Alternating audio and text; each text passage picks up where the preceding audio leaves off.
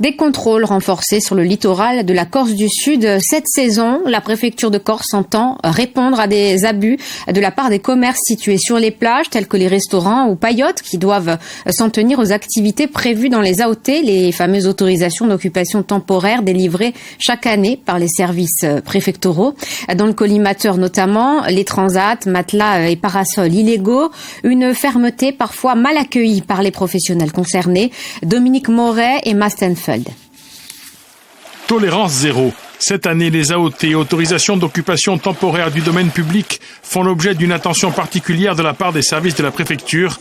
Si les règles étaient pour l'essentiel déjà en vigueur l'été dernier, comme ici à Porto Vecchio, cette année, une application stricte a été décidée.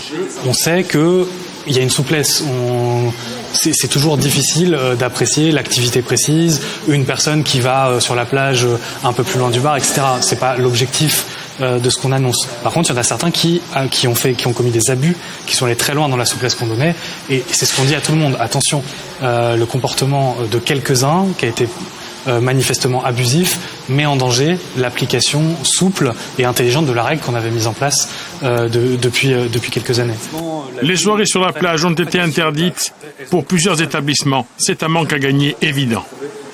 Bien évidemment, il peut y avoir de la musique pour accompagner, agrémenter l'activité de débit de boissons de restauration.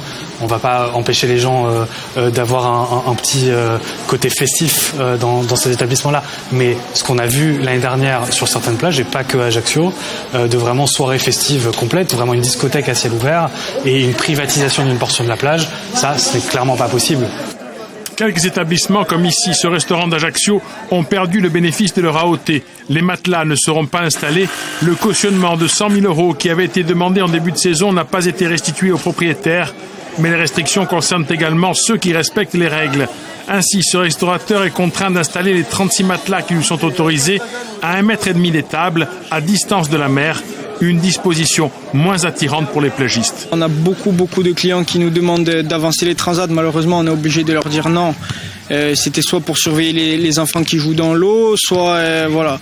On est obligé de leur dire non, ils comprennent pas, nous non plus. Après, voilà, nous on se plie toujours à la loi. On nous a dit de respecter le nombre de mètres carrés, le nombre de mètres par rapport à la mer. Alors on se plie et on se contente comme ça. Dans ce contexte, des associations sportives disent être contraintes de devoir payer pour la première fois une redevance pour des terrains de volley, ce que les services de l'État ne nous ont pas confirmé.